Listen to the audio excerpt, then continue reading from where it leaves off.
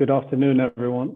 And thank you, Profen, for inviting me to the webinar. I'll talk about how satellite can help people and families connect to each other, which has become even more important during COVID. So it might be a bit more oriented towards now and over the next couple of years compared to Tom's presentation, but there's certainly some similarities here. Connectivity is not just a nice to have anymore. It is really essential. And 3G and 4G networks are playing a much bigger role for everyone's connectivity. And what we learned through the COVID-19 crisis is that millions of people in Europe are working from home. I think we all, have this experience. We're actually not in Istanbul today, so we're all sitting at home and doing this, and we all need bandwidth to do it.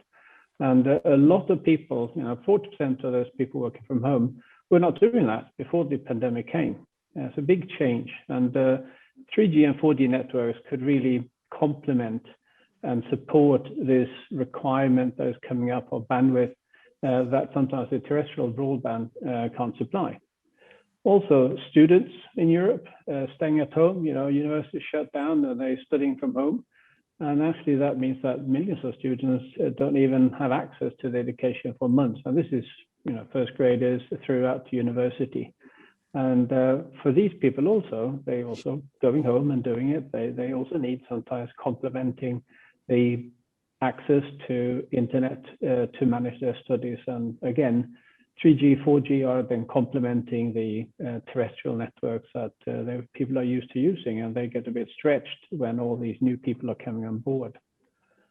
Also, new health centers and hospitals are coming up, and everything from vaccine centers or test centers, they also need to be connected. Everything needs to be measured, need to be controlled, need to be communicated.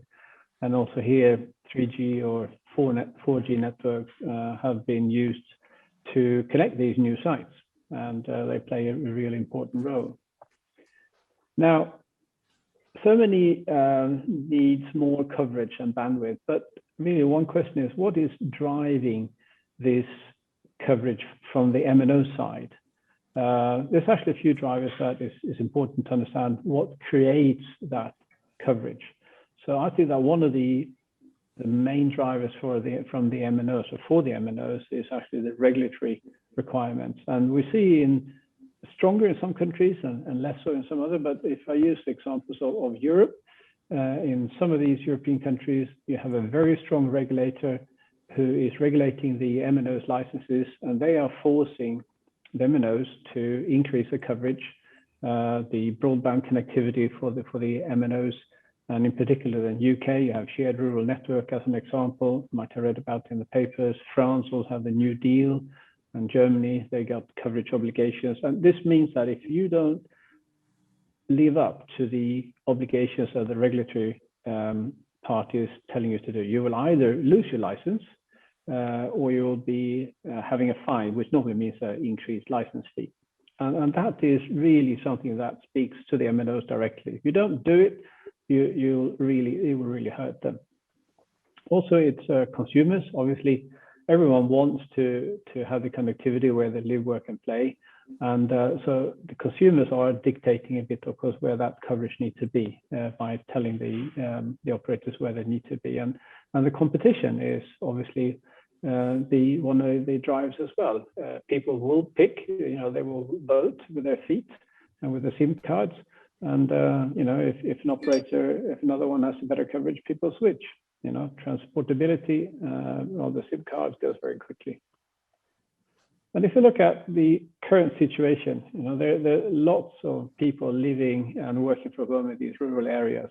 And Tom, you were showing that lots of people, obviously lots of the earth is not populated. But if you just look at the basics that we think that, we're all where we are, it's still a large share is, in rural areas. And even though we talk about 5G and those things, let's not forget that there's lots of people who doesn't have proper 4G or 3G access. And even if they sometimes have what's called 3G and 4G access, it's not good. And it's certainly not good nowadays when suddenly the whole family, mum and dad, children, everyone's working from home, and they have complete different requirements than they had just a couple of months ago. So the situation is changing slightly, but also remember that there's lots of remote areas that is not connected that we think are connected. And today, as I'm sure you're aware, that you got three primary means of providing backhaul to cells for mobile coverage. So you got fiber, really good for urban, suburban areas, and you got microwave, and then you also have the satellite. However, there's a few challenges involved here. So running fiber and microwave over long distances is expensive, and it's quite costly to install when you try to reach multiple sites, and depending on if it's rocky terrain or whatever, that also increases the cost. Same thing with microwave. One hop's fine, but as you increases the hops, and Tom, you were mentioning the electricity cost and site cost for each and every hop, it just multiplies. And so you need to sort of get a return of investment on this. So that sometimes is quite difficult when in remote areas, it's not much in population, but you still need to connect them. And also, finally, it's a time issue. The whole part about coverage is evolving the whole time.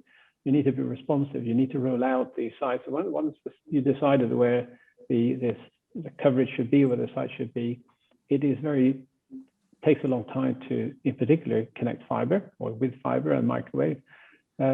Satellite covers 99% of the Earth, and you can connect it almost instantly. So there's a few advantages of connecting with satellite, but there's not one single solution for every different site. It depends on where they are. And then let's have a look at why today's satellite backhaul is sometimes the ideal solution for, in particular, rural coverage, and also providing some backup. So something that is more now than maybe in the past, satellite is more cost efficient. So with new technologies, you have what we call dynamically distributed bandwidth. So that means that you share sort of a bucket or a bandwidth that the sites share. And by sharing it, it's much more efficient. And if it's more efficient, you reduce the cost rather than having a point-to-point type of connection where the capacity is sometimes completely empty and sometimes it's being busy then. So the efficiency brings down the cost. Coverage, worldwide coverage, I just mentioned that. You can just really connect any remote site that you want very quickly. And the continuity, everyone wants to have a reliable network. So I think we see more and more that even if you connect a site with fiber or microwave, the redundancy isn't there. So you can always back up for the case of something breaks down, and you use the redundancy via satellite. And also the faster deployment and those things that I mentioned earlier, that adds on to why you can then use satellite then. Also, it was mentioned about high throughput satellites, and to create the right coverage and also the right bandwidth, we're using from Intelsat, and we got what we call EPIC high throughput satellites. And so these provide beams that are much more focused, and by using much more focused and smaller beams, we call them the spot beams, you can then allow a higher power to the antennas and to the sites. And when you have higher power, that simply equals higher data rates. So the new technology is then spot beams with KU. So we're still using GEO, but using it more efficiently, and thereby increasing the bandwidth and also the costing. And so if you look at from the end point of perspective, what this means is that you have smaller terminals. So in case for mobile and cellular backhaul, you can bring it down to 1.2 meter antennas. That's really easy to deploy, put in anywhere. And that 1.2 meter antenna with spot beams can create, or you're allowed to run much faster speeds through those. And that means that that enables applications like 4G. So through the new way of using satellite technology and also high throughput satellite is much more targeted towards supporting 4G applications. And something that is coming now, instead of everyone building their own networks and buying megahertz, which was maybe in the past, it's getting to be more and more focused on providing managed services. The mobile network operators who are in need of reaching out and connecting more and more of the sites, they're not really keen on building out the technology and know-how. No operator is keen on CapEx. They're keen on OpEx, but not CapEx. So that's why we're building up a fully managed service to enable operators to quickly bring something up in a more cost-efficient way. You can cover more land area by very quickly connecting them. You address these issues that I just mentioned, the regulatory pressures to follow what they say, that where you need to cover the white spots, as they're called. You can also replace old bandwidth legacy like copper, because that's not always very efficient and it's still used in very remote areas. And you can also obviously using it for being very flexible. The time to set up a site is instant. Once you have the managed service up, you just need to order it and you have it up on the same day or the day after. And finally, then again, the worry and hassle of actually building up new technology is not what they're keen on. So they could then continue focusing on what they're good at, which is giving a good service on their mobile network. And as the point, I thought Barry, you were saying on the what did you call it?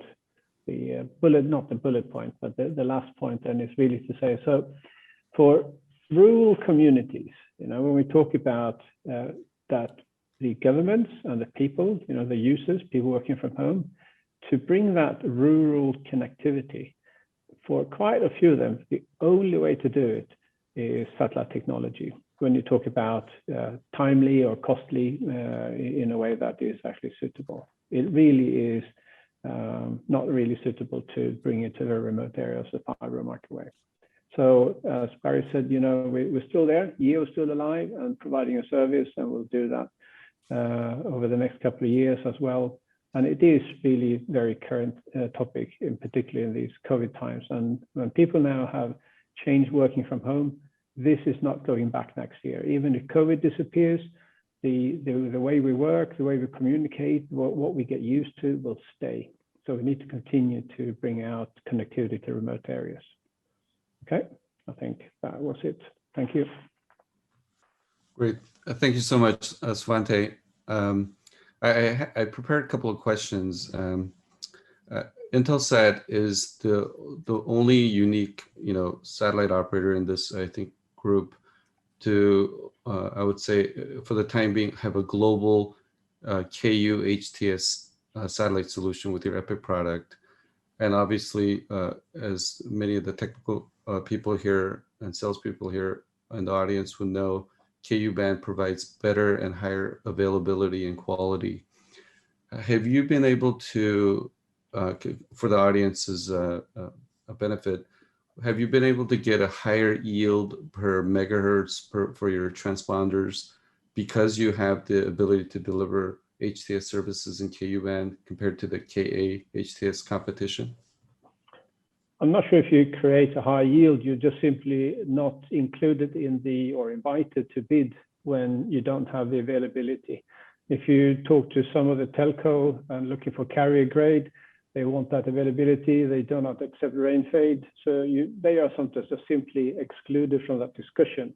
How that really pans out on yield, I'm not 100% sure. I think that is sometimes regional, but you certainly need to have that availability to match the availability of the other parts. So either you bring out certain availability to remote site, or you increase availability when they have fiber or microwave, and you add on the satellite to allow them to increase their availability.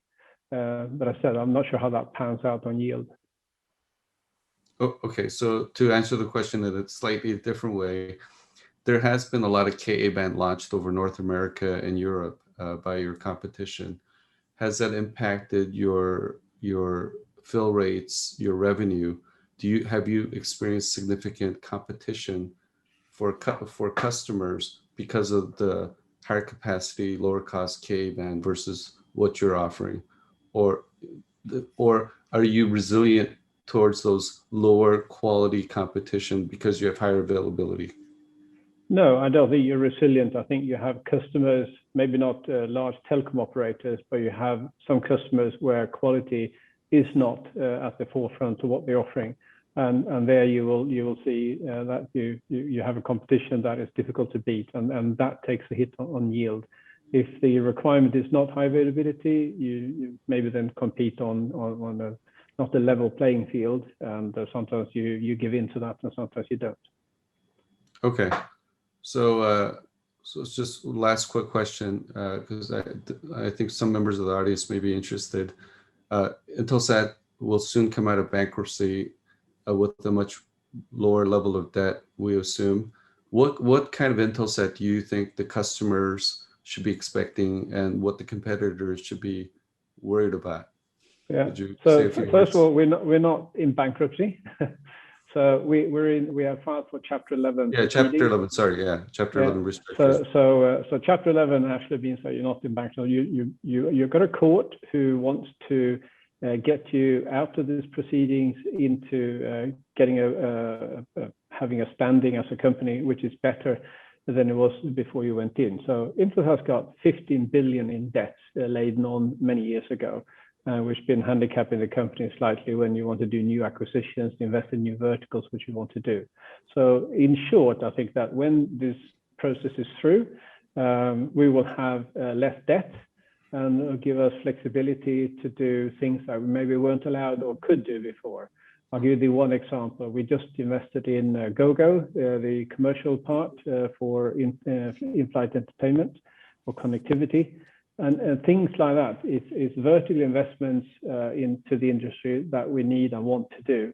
And that's difficult if you're laden with such a mountain of debt. And I think that when we come out of this, we'll be more flexible and have the possibility to go into new ventures and verticals. If that be hybrid networks, we're part of the HAPS Alliance, or if that's just simply understanding more the verticals that we want to go into and integrating partners into that, so be it. But we certainly will have more power and strength to move into those areas. Great. Thank you very much.